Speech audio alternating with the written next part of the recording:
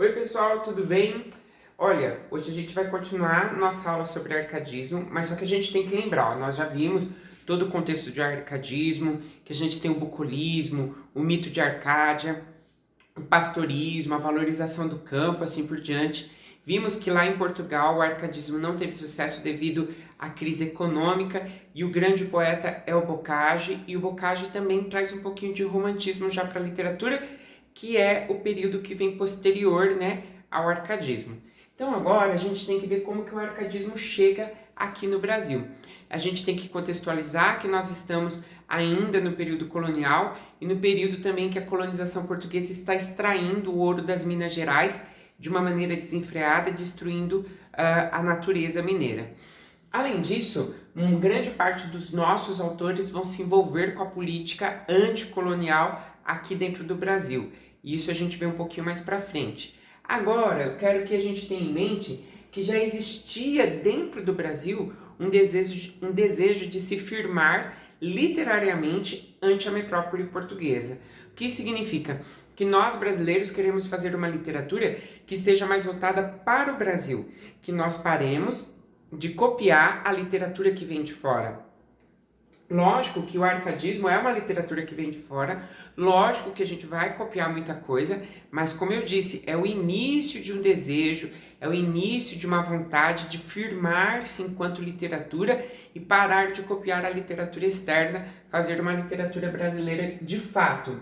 E aí os nossos poetas vão fazer uma literatura extremamente forte no que diz respeito a defender os ideais brasileiros e os ideais da nossa nação. Historicamente falando, a gente precisa entender aqui como que funciona. Nós temos o município de Vila Rica, que fica em Minas Gerais, e esse município é o seguinte, é um local que está extraindo bastante ouro, e lá vai começar aquela cobrança de impostos da coroa extremamente alta. Essa cobrança é tão alta a ponto de nem os ricos conseguirem pagar, grande parte dos ricos não conseguem pagar, imagina a população pobre.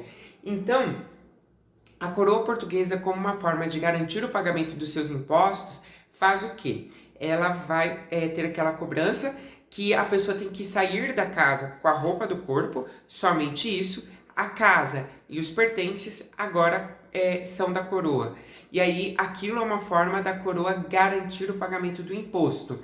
Ou seja, principalmente se for uma família que uma família mais rica, que vem perdendo dinheiro, vem perdendo título, assim por diante, tá ficando pobre, essa família tem alguma coisa ali dentro que pode servir para a coroa como uma forma de pagamento dos impostos. É lógico que isso tem muitos problemas, porque muitas das vezes o que seria a polícia da época acaba não mandando todas essas riquezas para a coroa e acaba ali passando a mão nesse dinheiro, nesses pertences, joias e outras coisas que têm alto valor aquisitivo. Além disso, nós temos aqui a Inconfidência Mineira, que é, sim, o grande nosso momento histórico. Tiradentes é preso, morto em praça pública, esquartejado, e pedaços do seu corpo vai ser dividido, né? Esses pedaços serão divididos no território mineiro como uma forma de levantar a atenção, né, das pessoas que passam para eles não se tornarem inconfidentes. A inconfidência também nos importa porque muitos dos nossos poetas serão inconfidentes aqui no Brasil, alguns até são presos com o Tiradentes, e cada um tem um desfecho de uma história.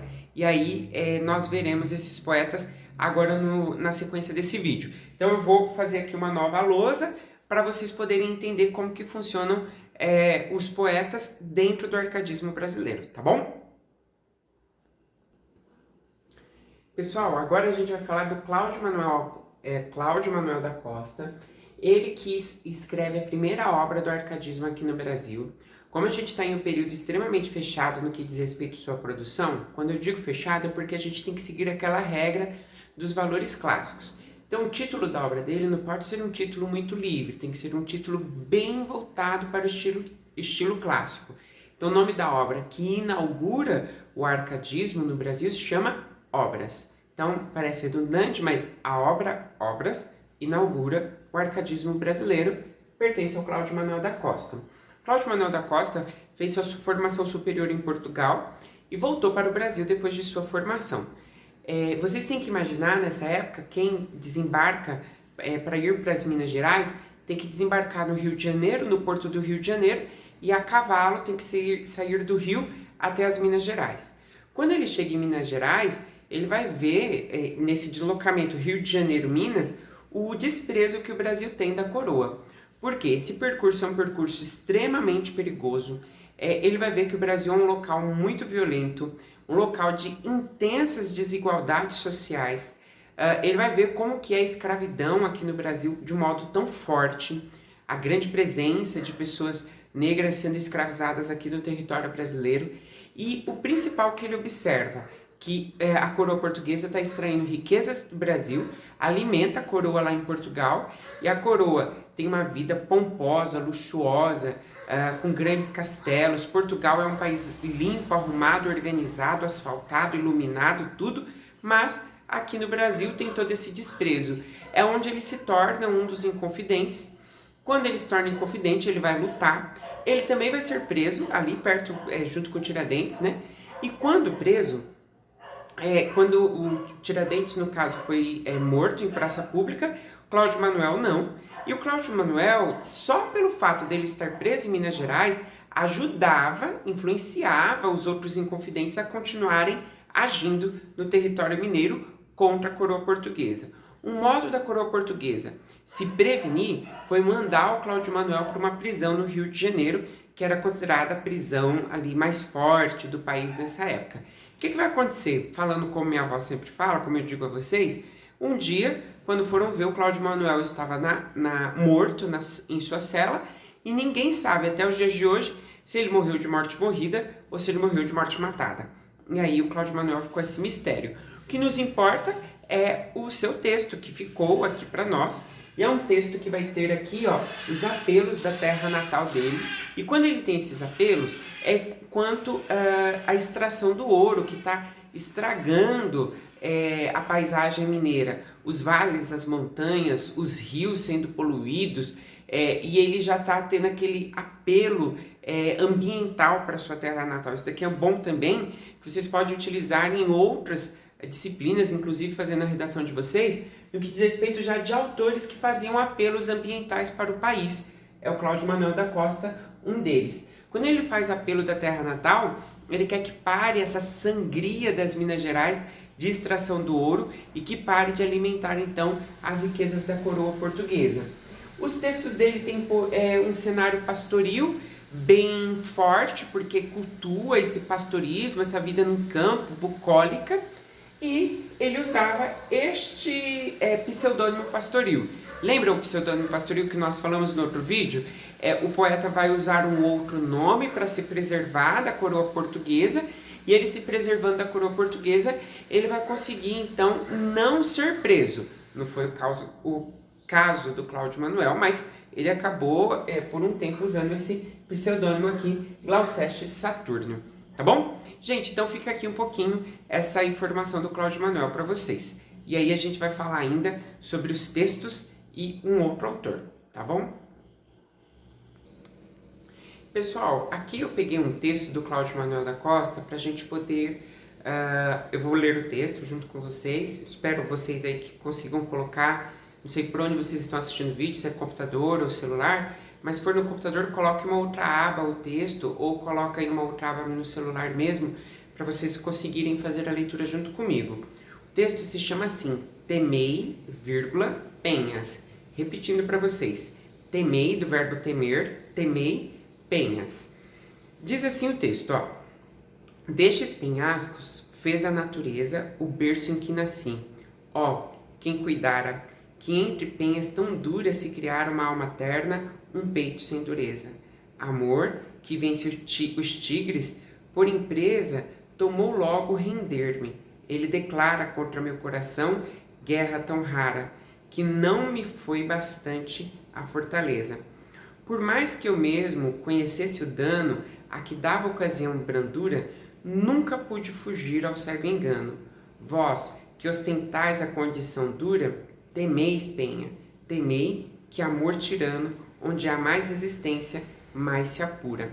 Aqui no caso o poeta está falando das regiões do seu estado, os penhascos. Lá no final ele está falando da resistência desses penhascos, assim por diante. Aqui o poeta está querendo expressar para nós esse apelo da sua terra natal. É o lugar que ele nasceu, a sua terra natal, que ele está reivindicando os direitos desse território. Ao reivindicar os direitos desse território, ele pede que pare de explorá-lo, e explorá-lo assim de um modo tão demasiado. Não é um texto que a gente tem aquela língua portuguesa tão simples como nós gostaríamos, né? É um texto com uma língua portuguesa um pouco mais apurada, mas o texto, na época, para a época, era considerado um texto simples, tá bom? Depois, eu vou ler outro texto com vocês que diz assim, ó: se sou pobre pastor, se não governo. Então, só pelo título, a gente já vai ter um exaltado pastorismo aqui do nosso poeta.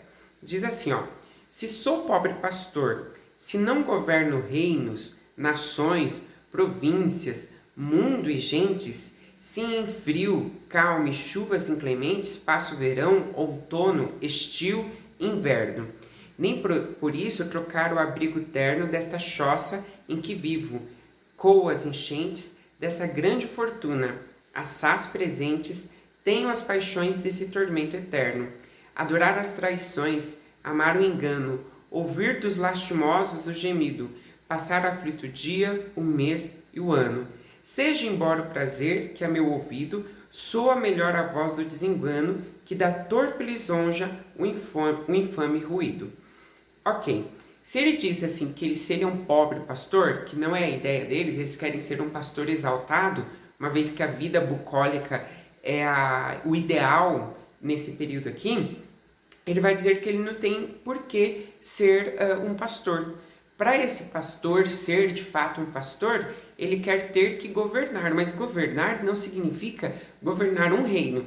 De certa forma, quando ele diz que ele não pode governar por ser um pobre pastor, ele também critica a monarquia. Por quê? A monarquia não pode governar a população do modo como ela governa. Seria, por exemplo, eles seriam, os monarcas, esse pastor pobre, que não tem a alma com os seus, com as suas colônias, assim por diante. Então ele faz aqui uma apologia ao arcadismo, que é esse pastorismo exaltado, a vida bucólica, mas também faz a sua crítica à monarquia.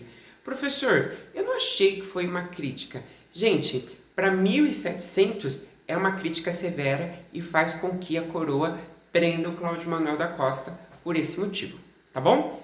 Olha, aqui a gente ficou então do Cláudio Manuel da Costa e ainda tem mais um autor para a gente ver aqui nesse período juntos, tá bom? Vou aqui fazer uma nova lousa para vocês. Pessoal, agora a gente vai falar do outro autor, que é o Tomás Antônio Gonzaga. Tomás Antônio Gonzaga é igual ao Cláudio Manuel. Foi para Portugal fazer o estudo superior, volta para o Brasil, vê que aqui o Brasil está um caos, uma bagunça, muita pobreza, muita desigualdade, altos impostos. E ele também vem com os ideais iluministas de liberdade para o Brasil, quer empregar esses ideais aqui no Brasil de forma a dar liberdade para o povo por causa da colonização. O Tomás Antônio Gonzaga se apaixonou por uma menina, ele tinha mais de 30 anos, ela tinha 16, o nome dela era Maria, e ele se apaixonou perdidamente por ela. O amor foi correspondido, eles queriam se casar, queriam fazer um casamento, cerimônia, igreja, tudo que tem direito. A família dela não permitiu, porque o Tomás Antônio Gonzaga era muito mais velho que ela, mais do que o dobro de sua idade que ele tem, né? Mais que o dobro da idade dela. Ela se chama Maria. O que acontece? O Tomás vai ser preso também por causa da Inconfidência. E vamos lembrar, o Tiradentes foi morto em praça pública esquartejado, o Cláudio Manuel da Costa foi para o Rio de Janeiro e morreu lá na cela, o Tomás Antônio Gonzaga foi mandado para o exílio em Moçambique, que era a colônia de Portugal.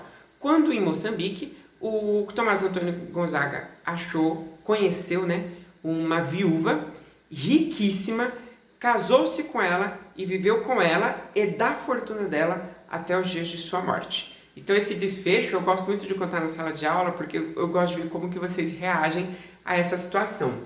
Quando ele estava aqui no Brasil, ele escreveu esse livro aqui, Marília de Dirceu, que era uma forma de declarar o seu amor para a sua amada de 16 anos. Só que na verdade, vocês já viram aqui talvez pela lousa, né, que era um uso de pseudônimos. Então a Marília, na verdade, é a Maria, o Dirceu é o Tomás, e ele usou esse pseudônimo como uma forma de preservar a identidade do livro. O livro foi publicado, assim por diante, e o Dirceu, que na verdade é um Tomás, é um pastor que está buscando ascensão social junto ao lado, né, da sua gloriosa e maravilhosa Marília. E aí o que vai acontecer? Ele transforma-se, né, nesse pastor, demonstra toda a sua paixão por Marília e se declara para ela. Aí a gente pensa um negócio. O arcadismo não é romantismo. O arcadismo tem que ser textos objetivos, ou seja, racionais. Não pode ter emoção. E aí, esse livro tem ou não tem emoção? Se vocês verem como ele se declara, vocês vão ver que essa emoção fica um pouquinho aqui em cima da corda da bamba. Por quê? Ele vai acabar dizendo que ele a ama porque ele precisa tê-la ao seu lado para ele pastorear as ovelhas. E é isso, não tem mais nada, tá bom? Aí eu vou fazer assim, eu vou pegar aqui um texto para a gente acompanhar e aí vocês vão ver, um texto não, um trecho do texto de Marília de Dirceu para vocês verem como que funciona o texto desse autor, tá bom? Pessoal, eu peguei aqui um trecho do Marília de Dirceu e é Lira 19. Então, quem for acompanhar aqui junto comigo a leitura, Lira 19. E aí eu vou começar. Diz assim: enquanto pasta alegre o manso gado, minha bela Marília, nos sentemos à sombra deste cedro levantado. Um pouco meditemos na regular beleza que em tudo quanto vive nos descobre a sábia natureza. Atende como aquela vaca preta, o novilhinho seu dos mais separa, e o lambe, enquanto chupa a lisa teta. Atende mais, ó cara, como a ruiva cadela suporta que lhe morda o filho o corpo e salte em cima dela. Repara como cheia de ternura entre as asas ao filho essa ave aquenta, como aquela esgravata a terra dura, e os seus assim sustenta, como se encoleriza, e salta sem receio a todo o vulto que junto dele pisa. Que gosto não terá a esposa amante, quando der ao filhinho o peito brando, e refletir então no seu semblante. Quando disser consigo, é esta de teu querido pai a mesma barba, a mesma boca e testa. Bom, aqui a gente tem um trecho que ele está dizendo assim, olha Marília, tá vendo como aquela vaca atende o seu filho? Tá vendo como aquela cadela defende o seu filhote? Então, você vai ter que fazer isso também agora. Essa é a parceria, essa é a declaração de amor. Para até as minhas alunas que são feministas, algumas já ficaram muito bravas com esse texto, porque ele coloca a Marília numa situação secundária. E ele, na verdade, ele quer a glória para si. Olha, ele está falando, vai lá, atende aquela criança, vai lá e atende aquilo ali, porque a gente tem que fazer o quê? Rebanhar, atender o rebanho, atender o pasto. E depois a gente pode ver alguma outra coisa. Mas, na verdade, ele não vai ver nada ao longo do texto inteiro. Apenas ele está preocupado em fazer o pastorismo. Tá bom? Gente, olha, a gente teve aqui então a nossa aula sobre arcadismo. Eu espero que vocês tenham entendido. Qualquer dúvida, vocês já sabem que vocês devem me procurar lá no Prof. Melks no Instagram ou em outras redes sociais que vocês conseguirem, para que a gente possa tirar as dúvidas caso vocês tenham, tá bom? Um grande abraço a vocês e a gente se vê na nossa próxima aula.